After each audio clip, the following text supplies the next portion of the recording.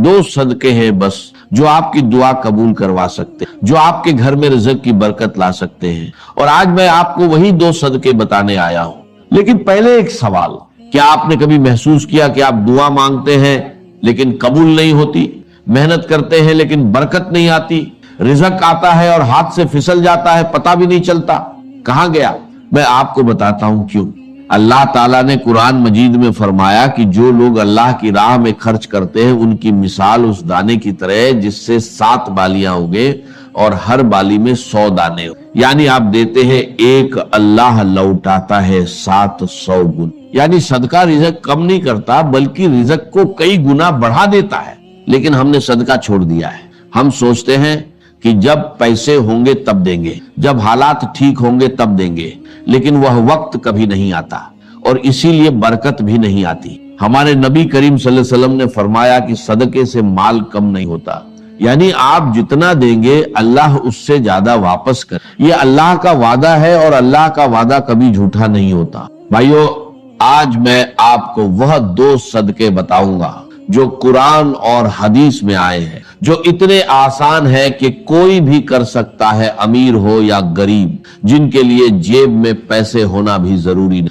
लेकिन जिनका असर अल्लाह की कसम इतना जबरदस्त है कि जिसने भी इन 2 सदकों को आदत बनाया उसकी दुआ रद्द नहीं हुई, उसका रिज़्क़ नहीं रुका और उसके घर में बरकत आई। वो 2 सदके कौन से हैं आगे बताता हूं। भाइयों, आपने कभी सोचा कि हमारे बुजुर्ग कैसे जिंदगी गुजारते थे? उनके पास आज जितने वसाइल नहीं थे, न इतनी तनख्वाहें थी, न इतने कारोबार थे, न इतनी सहूलतें थी, लेकिन उनके घरों में बरकत थी। थोड़े में भी गुजारा हो जाता था। मेहमान आते थे तो खाना कम नहीं पड़ता था, मुश्किल आती थी तो अल्लाह रास्ता निकाल देता था। जानते हैं क्यों? क्योंकि वो सदका करते थे। हर रोज हर हाल में थोड़ा या ज्यादा लेकिन सदका जरूर करते थे। उनके दरवाजे पर कोई भूखा आता था तो खाली नहीं जाता था, कोई प्यासा आता था तो पानी जरूर मिलता था। यही उनका मामूल था और यही उनकी बरकत का राज्य था। और आज हमने वो आदत छोड़ दी। आज हम सोचते हैं कि पहले खुद ठीक हो जाए फिर दूसरों को देंगे, पहले कर्जा उतर जाए फिर सदका करेंगे, पहले घर बन जाए फिर अल्लाह की राह में देंगे। लेकिन ये दिन कभी नहीं आता और बरकत भी नहीं आती, क्योंकि उसूल ये नहीं है। उसूल ये है कि पहले दो फिर अल्लाह दे। पहले अल्लाह की राह में खर्च करो फिर अल्लाह तुम्हारे लिए खर्च करेगा। पहले किसी भूखे का पेट भरो फिर अल्लाह तुम्हारा पेट भरे। हमारे नबी करीम सल्लल्लाहु अलैहि वसल्लम ने फरमाया कि ए इब्न आदम तू खर्च कर, मैं तुझ पर खर्च करूंगा। ये अल्लाह का फरमान है। अल्लाह खुद कह रहा है कि तू दे मैं दूंगा, तू निकाल मैं भरूंगा, तू किसी की मदद कर मैं तेरी मदद करूंगा। अल्लाह की कसम, इससे बड़ा वादा कोई नहीं हो सकता। लेकिन हम अल्लाह के इस वादे पर यकीन नहीं करते। हम डरते हैं कि दे दिया तो कम हो जाएगा, निकाल दिया तो खाली हो जाएगा। लेकिन ये सोच गलत है, बिल्कुल गलत है। सदका माल कम नहीं करता, बढ़ाता है। सदका रिज़्क़ नहीं रोकता, खोलता है। सदका दुआ रद्द नहीं करता, कबूल करवाता है।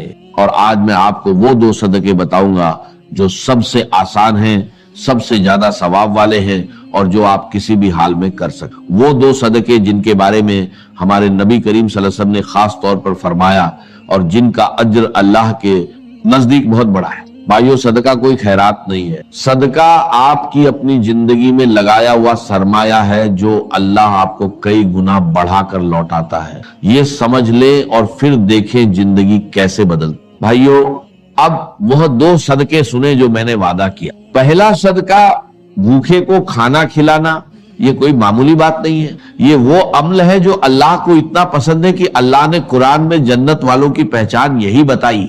अल्लाह ताला ने फरमाया कि जन्नत के हकदार लोग वो हैं जो अल्लाह की मोहब्बत में खाना खिलाते हैं मिस्कीन को, यतीम को और जरूरतमंद। यानी अल्लाह ने जन्नत के हकदार लोगों की पहचान ये बताई कि वो खाना खिलाते थे, खुद भूखे रहते थे लेकिन दूसरों को खिलाते थे। और हमारे नबी करीम सल्लल्लाहु अलैहि वसल्लम ने फरमाया, जो शख्स किसी मोमिन को पेट भरकर खाना खिलाए, अल्लाह उसे कयामत के दिन अपने अर्श के साये में जगह देगा। उस दिन जब कोई साया नहीं होगा, सिर्फ अल्लाह का साया होगा।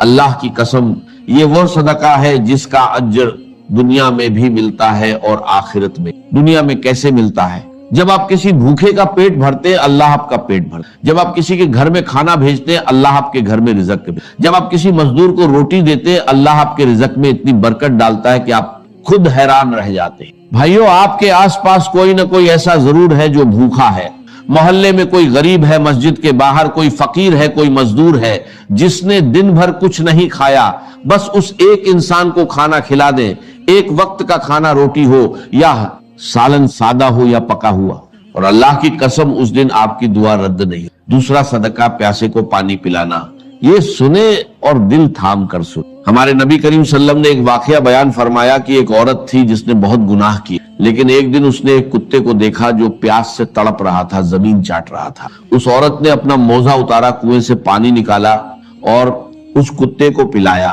اللہ کی قسم، اللہ نے اس ایک عمل کی وجہ سے اس عورت کے سارے گناہ معاف کر دیے اور اسے جنت میں داخل کر دیا۔ ایک کتے کو پانی پلانے پر جنت ملی۔ تو بھائیو، کسی انسان کو پانی پلانے پر اللہ کیا دے گا؟ کسی پیاسے مزدور کو پانی پلانے پر اللہ کیا دے گا؟ کسی بچے کی پیاس بجھانے پر اللہ کیا دے گا؟